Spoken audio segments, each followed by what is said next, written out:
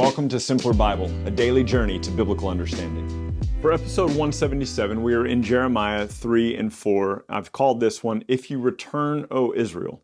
And pick up with me in verse 1 of chapter 3. If a man divorces his wife and she leaves him and becomes another man's wife, will he then return to her? Would not that land be polluted? You have played the whore with many lovers, and you would return to me, declares the Lord. So the question that God's asking here is, if a man's wife left him for another man, married another man, would she later come back and the husband go, oh yeah, I'll take you back, no big deal. And he goes, you've played the whore, you've gone after all these other gods, you've chased after all these other idols. And he goes, and now you're going to be like, oh no, it's fine. God will be okay with it. He goes, lift up your eye to the bare heights and see, where have you not been ravished? By the wayside you sat awaiting lovers like an Arab in the wilderness. You have polluted the land with your vile whoredom.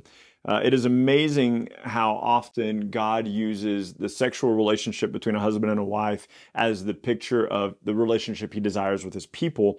And then also adultery, like whenever they turn to idols, it's like a wife leaving her husband for another man or committing an adulterous relationship. And God uses that because he calls himself the husband of his people, and he's saying that like it should be that offensive, like your idolatry is that kind of an offense. Therefore the showers have been withheld, and the spring rain has not come, yet you have had the forehead of a whore, and you refuse to be ashamed, you refuse to blush, another translation will say. And so this is interesting, and I want you to pay attention to this. So verses 1 and 2, we've made it through 3 verses so far. We're cruising today. Verses 1 and 2, you see then that these people have turned away from God. They've turned to these other lovers. They've turned to these other idols. And verse 3 is the consequence of that. Therefore, the showers have been withheld and the spring rain has not come. I want you to be really careful here. Okay, this is, every now and then people will say something to me like, a Christian, let me be clear. A Christian will come up to me and say something like, I haven't found a new job yet, or we're really struggling with our bills right now. I'm wondering if maybe God's mad at me. Maybe I haven't been as faithful as I should have been, blah, blah, blah, blah, blah. God is saying this to idolaters. He is saying that the judgment that they are facing is because they are idolaters. They have turned to other gods. This isn't like you're a Christian and you love the Lord, because look, if you're in Christ, you need to remember this. If you're in Christ, then there is no condemnation for you. Romans 8:1. Those who are in Christ have been forgiven. We are children of the living God. We've been made whole. We've been redeemed. So don't let the bad circumstances of your life. Now listen, it might be that you don't know Jesus. We could talk about that. But if you are genuinely a believer, he's not withholding the rain from your land. He's not withholding the job from you as punishment for your sins, because all of your sins have been dealt with on Jesus. Please keep in mind who Jeremiah is talking to. He is not talking to believers. He's talking to idolaters. And so he goes on to say, have you not just now called to me, my father? You are the friend of my youth. Will he be angry forever? Will he be indignant to the end? This is kind of a theme throughout Jeremiah, that the people tend to kind of view God as, oh, look, he's going to get over it. God will be fine. He's not going to stay mad forever. He goes, behold, you have spoken, but you have done all the evil that you could. The Lord said to me in the days of King Josiah, that helps us right there. So this is still in the beginning of Jeremiah's ministry. Have you seen what she did, the faithless one, Israel? How she went up on every high hill and under every green tree, and there played the whore. I thought after she had done all this, she will return to me, but she did not return, and her treacherous sister Judah saw it. Now, this is interesting. So you have the northern kingdom of Israel, and you have the southern kingdom of Judah. I can't spell or I can't talk and spell at the same time. And that doesn't even look right, but it is. Okay, so Israel and Judah, you have the northern kingdom Israel, the southern kingdom Judah. And you'll notice in this text, and I can't remember what translation it is. It might be the NIV, but it might be the New American Standard. But in one of them, it talks about faithless Israel and unfaithful Judah. And it's interesting because it keeps using this. So here it talks about the faithless one Israel. That's the word I wanted. The faithless one Israel and the unfaithful Judah, or the faithless one Israel and the treacherous one Judah. So the idea here, I've told you this before when we were in the Kings, the northern kingdom of Israel never once had a king who served the Lord. The southern kingdom went back and forth. Sometimes they'd serve God, sometimes they wouldn't. And so there's faithless Israel. They're never serving the Lord. And then there's unfaithful Judah. And so that's the comparison he's making here. So Judah sees the wickedness of Israel. Israel's been taken into captivity, and Judah rolls right along with it. And it's like, yeah, I can do that too. Look at verse 8. She saw that for all the adulteries of the faithless one Israel, I had sent her away with a decree of divorce. Yet her treacherous sister Judah didn't fear, but she also played the whore. Because she took her whoredom lightly, she polluted the land, committing adultery with stone and with tree. Yet for all this, her treacherous sister Judah did not return to me with her whole heart, but only in pretense, declares the Lord. And the Lord said to me, faithless Israel has shown herself more righteous than treacherous Judah. So here's the idea. If you have somebody in your life who is a dog, I mean, just a jerk, they're a liar, they're a crook, and they're always a dog, a liar, and a crook. Are you surprised when they're a dog, a liar, and a crook? No. And you avoid them because you're like, this is just their character. But if there's somebody in your life who sometimes is your friend, and then sometimes is your enemy, and then sometimes is your friend, and then sometimes is your enemy, that's worse. Because you don't know if you're walking into the house, if they're your friend or your enemy in that moment. You don't know if they're going to give you a brownie or try to shiv you in the side, right? And so like when God says here that faithless Israel is more righteous, they're not righteous from the standpoint of righteousness. And what he's saying is like they're at least true to themselves. They're wicked people who are at least always wicked. But Judah is treacherous because Judah sometimes pretends to love me and then sometimes doesn't. And so it's worse what Judah is doing. So go and proclaim these words towards the north and say, return, faithless Israel, declares the Lord. I will not look on you in anger, for I am merciful, declares the Lord. I will not be angry forever.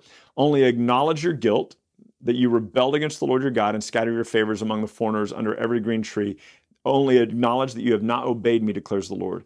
Return, O faithless children, declares the Lord, for I am your master. I will take you, one from a city, two from a family, and I will bring you to Zion. There's Zion. That's important to take notice of because he's not talking about what's about to immediately happen. He's talking about what will happen in the future, in the last days. And he says, I will give you shepherds after my own heart who will feed you with knowledge and understanding.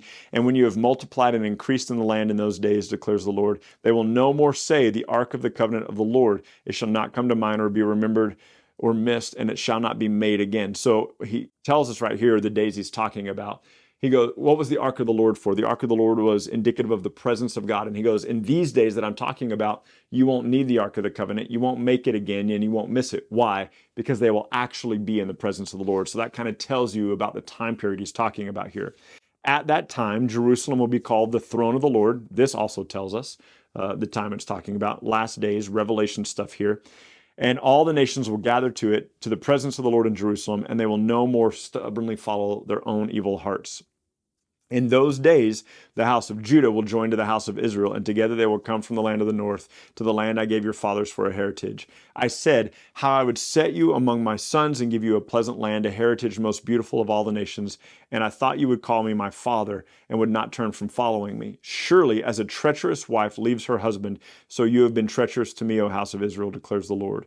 A voice on the bare heights is heard, the weeping and the pleading of Israel's sons, because they have perverted their ways. They have forgotten the Lord their God. Return, O faithless sons, I will heal your faithlessness. Behold, we will come to you, for you are our Lord. Truly the hills are a delusion, the orgies on the mountains. Truly in the Lord our God is the salvation of Israel. That's true, right? That salvation is only found in God. But from our youth, the shameful things have devoured all which our fathers have labored, their flocks and their herds. Let us lie down in shame. Let our dishonor cover us, for we have sinned against the Lord our God, we our fathers, and even from our youth, and we have not obeyed the voice of the Lord our God. So this is the response that they will eventually have. They don't have it yet. Jeremiah 4. If you return, O Israel, declares the Lord, to me you should return. If you remove your detestable things from my presence and do not waver, and if you swear, as the Lord lives, in truth, in justice, and in righteousness, then the nations shall bless themselves in him, and in him shall they glory. For thus says the Lord to the men of Judah and Jerusalem, break up your fallow ground and sow not among the thorns. And then look at this. This is familiar to you. Circumcise yourselves to the Lord. Remove the foreskins of your heart. Remember that God is always concerned with the heart. And even in Deuteronomy 30, we saw that God's circumcision, what he really desired wasn't the circumcision of the body, but the circumcision of the heart, that the heart would have removed from it the things that do not honor God, and that the heart would come to a place where it served the Lord. So he goes on to talk about the disaster that's going to come from the north. We saw that back in chapter 1, that the boiling pot's going to be tipped out over on Judah. And he tells them that in that day, verse 9, in that day declares the Lord, courage will fail of the kings and the officials, and the priests will be appalled, and the prophets astounded. And so he's gonna destroy them. He says, then I said, Ah, Lord God, so this is Jeremiah talking to God. Ah, Lord God, surely you have deceived the people of Jerusalem, saying it will be well with you, whereas the sword has reached their life. At that time it will be said to this people and to Jerusalem, a hot wind from the bare heights in the desert towards the daughter of my people, not to winnow or to cleanse, a wind too full for this comes. Now it is I who speak in judgment upon them. Now you might miss this context here. So he says, a wind is coming against my people, and not a wind to cleanse or to winnow. And so the idea is like when you're threshing grain and you would beat the grain and you'd throw it up into the air, the wind would blow away the chaff. But he goes, a wind too strong for that is coming, like way too strong of a wind of destruction is coming. So this isn't a nice breeze that's coming. This is a destructive like tornado, right? Behold, he comes up like clouds, his chariots like the whirlwind, his horses are swifter than eagles. Woe to us, for we are ruined. He come down here to verse 22 of chapter 4. It says, for my people are foolish, they do not know me, they are stupid children, they have no understanding, they are wise in doing evil, but how to do good they don't know. You'd be like, man, God doesn't think people are stupid. Well, he thought that the people of Judah and Jerusalem were stupid in Jeremiah 4. And so he says, for my people are foolish, they don't know me, they're stupid children. And he says they are wise in doing evil, but how to do good they don't know. It makes me think of Romans 16:19, where Paul says to the church in Rome, he goes, be innocent in evil, but be excellent in good. So be innocent in evil. And God is saying of the people in Jerusalem that they're just the opposite. Goes on to say, I looked on the earth and behold, it was without form and void. Without form and void might make you think of Genesis 1:2. To the heavens they had no light. I looked on the mountains and behold, they were quaking and the hills moved to and fro. I looked and behold, there was no man, and all the birds of the air had fled. I looked and behold, the fruit of the land was a desert, and all of its cities were laid ruins before the Lord, before his fierce anger. So Jeremiah is seeing a vision of what's going to happen to Jerusalem. For thus says the Lord, the whole land will be a desolation, yet I will not make a full end of it. For this the earth shall mourn, and the heavens above be dark. For I have spoken, I have purposed, I have not relented, I will not turn back. Now, we saw that, right? That what God has said he is going to do, he will do. Verse 29, at the noise of the horseman, the archer, every city takes to flight. They enter the thickets, they climb among the rocks. All of the cities are forsaken, and no man dwells in them. And you, O desolate one, what do you mean that you dress in scarlet, that you adorn yourself with ornaments of gold, that you enlarge your eyes with paint? In vain you beautify yourself, your lovers despise you, and they seek your life. So the people of Jerusalem are rejecting God. They're turning away against God. And in the midst of his judgment coming on them, what are they doing? They're adorning themselves in beauty, and they're still turning to these other lovers. They're not turning back to God. For I heard the cries of a woman in labor, anguish as of one giving birth to her first child, the cry of the daughter of Zion, gasping for breath, stretching out her hands.